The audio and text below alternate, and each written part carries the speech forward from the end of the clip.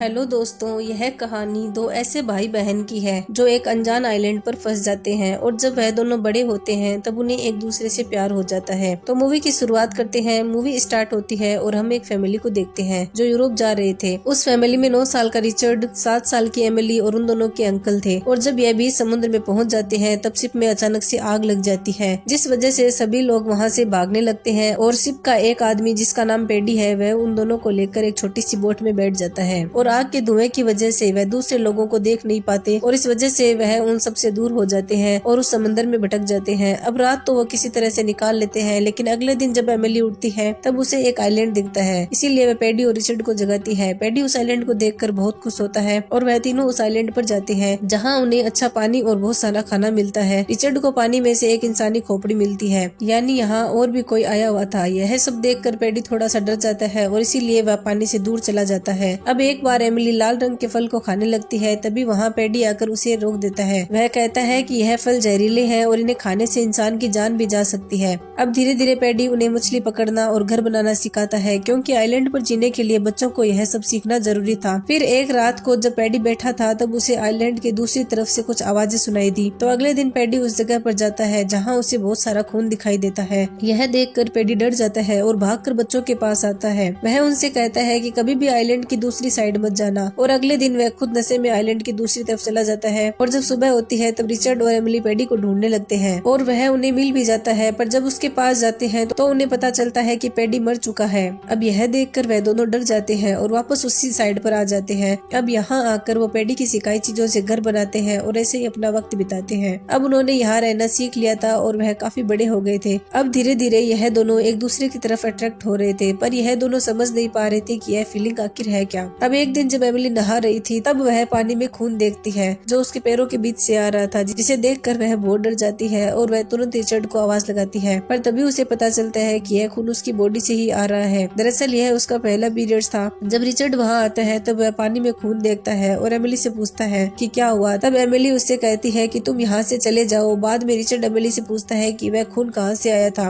Emily उसे कहती है कि मुझे नहीं पता और वह उसे ठीक से जवाब भी नहीं देती। अब जैसे जैसे टाइम बीतता है वह दोनों एक दूसरे की ओर अट्रैक्ट हो रहे थे। अब एक बार एमिली जब ऐसे ही घूम रही थी तब उसे वहाँ एक मूर्ति नजर आती है और उस मूर्ति में से खून बह रहा था, जिसे देखकर एमिली डर जाती है और वहाँ से भाग जाती है। पर जब वह रिचर्ड को बताती है तो रिचर्ड उसे कहता है कि तुम्हें वहाँ नहीं जाना चाहिए था और उसे डांटता है और वहाँ से चला जाता है। फिर रात को जब एमिली सो रही थी तब उसे एक सपना आता है जिसमें वह रिचर्ड को मरा हुआ पाती है। यह देखकर वो डर जाती है और रिचर्ड के गले लग जाती है। वह उसे कहती है कि तुम मुझे छोड़कर कभी मत जाना। इसके बाद वह दोनों एक दूसरे को किस करता है, पर रिचर्ड यहाँ खुद को रोक नहीं पाता और वह एमिली के ऊपर चढ़ जाता है, जिस वजह से एमिली गुस्सा होकर वहाँ से चली जाती है। जब रात को एमिली सो रही होती है तब रिचर्ड उसके पास आता है और उसे धीरे से छूने लगता है, लेकिन तभी एमिली जाग जाती है और वह उसे फिर से डांट कर भगा देती है। रिचर्ड एमिली की ओर अट्रैक्ट हो रहा था, लेकिन एमिली इस बात को समझ नहीं पा रही थी। फिर एक बार रिचर्ड चुपके से मास्टरबेट कर रहा था, तभी एमिली उसे ऐसा करते हुए देख लेती है, पर उसे कुछ समझ नहीं आता कि रिचर्ड आखिर कर क्या रहा है। अब एक बार रिचर्ड को समुद्र में एक शिप दिखाई देती है और वह भागकर आग जलाने की कोशिश करता है ताकि वह उन्हें सिग्नल दे सके, पर एमिली इस काम में उसकी जरा भी हेल्प नहीं करती। जब रिचर्ड उसका रीजन पूछता है तब एमिली कहती है कि उसे यह जगह बहुत पसंद है और वह उसे छोड़कर कभी भी जाना नहीं चाहती। लेकिन रिचर्ड यहाँ बिल्कुल भी रहना नहीं चाहता था, इसीलिए वह यहाँ से जाने की पूरी कोशिश करता है, पर उसकी नाव पानी में ज्यादा टिक नहीं पाती और वह टूट जाती है। तब एमिली उसका बहुत मजाक उड़ाती है। इसके साथ ही वह उसे कहती है कि मुझे पता है कि तुम उस दिन क्या कर रहे थे। तब रिचर्ड कहता है कि तुम्हें मुझे छुप छुप के नहीं देखना चाहिए था। तभी वो कहती है कि तुम भी तो मुझे छुप छुप के देखते हो। अब इस बात पर दोनों लड़ने लगते हैं और घर जाकर रिचर्ड एमिली का सारा सामान घर से बाहर फेंक देता है, इसीलिए एमिली को एक छोटी सी गुफा में रहना पड़ता है। एक बार जब एमिली घूम रही थी तब उसका पैर एक जहरीली मछली पर टिक जाता है, जिस वजह से वह बहुत बीमार हो जाती है। रिचर्ड जब उसके पास आता है तब वह उसे पूछता है कि तुम्हें क्या हुआ। तो वह बताती है कि मेरा पैर एक जहरीली मछली पर टिक गया। एमिली की ऐसी हालत देख रिचर्ड बहुत डर जाता है। एमिली उसे कहती है कि मुझे उस मूर्ति के पास ले चलो, क्योंकि वह उस मूर्ति को अपना भगवान मानती है। और जब रिचर्ड उसे वहाँ ले जाता है तो वह उनसे दुआ मांगता है कि एमिली जल्दी ठीक हो जाए, और थोड़ी देर आराम करने के बाद एमिली ठीक भी हो जाती है। फिर एक दिन वह साथ बैठकर फल खा रहे थे, तब बातों बातें में वो दोनों एक दूसरे के बहुत करीब आ जाते हैं और फिर किस करने लगते हैं और फिर वहीं झाड़ियों में ही शुरू हो जाते हैं। वह दोनों बहुत खुश रहने लगे। ऐसे ही कई दिन बीत जाते हैं। एक दिन एमिली रिचर्ड से कहती है कि उसकी तबीयत कुछ ठीक नहीं है। वह कहती है कि उसके पेट में कुछ है। जब रिचर्ड उसके पेट पर हाथ रखता है तो उसे कुछ हलचल महसूस होती है। दरअसल एमिली प्रेग्नेंट थी, पर वह दोनों इस बात से अनजान थे।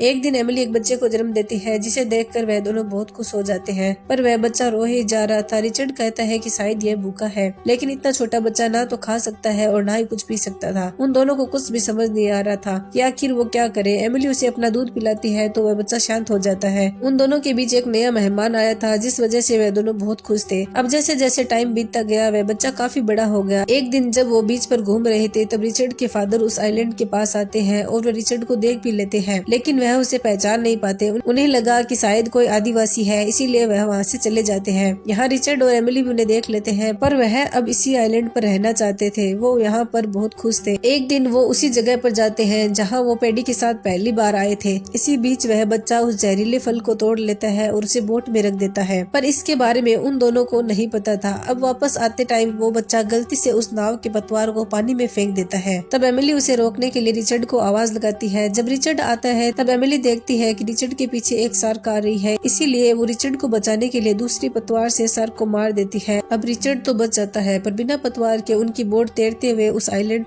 से दूर चली जा रही थी और देखते देखते वह समंदर में फिर से भटक जाते हैं। उनके पास ना तो खाना होता है और ना ही पीने के लिए पानी। वह लोग तो भूख प्यास बर्दाश्त कर सकते थे, पर उनके साथ एक छोटा बच्चा भी था, इसीलिए उन्हें बहुत फिक्र हो रही थी। ऐसे ही 1-2 दिन बीत जाते हैं और भूख की वजह से वह बच्चा उस जहरीले फल को खा लेता है, जिसे एमिली खाते हुए देख लेती है, पर अब कोई फायदा नहीं था। रिचर्ड वह फल उठाता है और वह दोनों फैसला करते हैं कि वह भी उस बच्चे के साथ अपनी जान दे देंगे, पर वह बच्चा अभी भी जिंदा था। वह बस सोया हुआ था, क्योंकि उसने बहुत ही कम फल खाए थे। वह दोनों भी उस फल को खा लेते हैं और सो जाते हैं। जब रिचर्ड के फादर उन्हें ढूंढते हुए आते हैं तो उन्हें वह नाव दिखती है। जब वह उस नाव के पास जाकर देखते हैं तो एक आदमी उन्हें बोलता है कि वह लोग अभी भी जिंदा है, वह बस सोए हुए हैं। वह दोनों जहरीले फल से कैसे नहीं मरे वह हमें नहीं पता, और हमारी यह मूवी यहीं पर खत्म हो जाती है।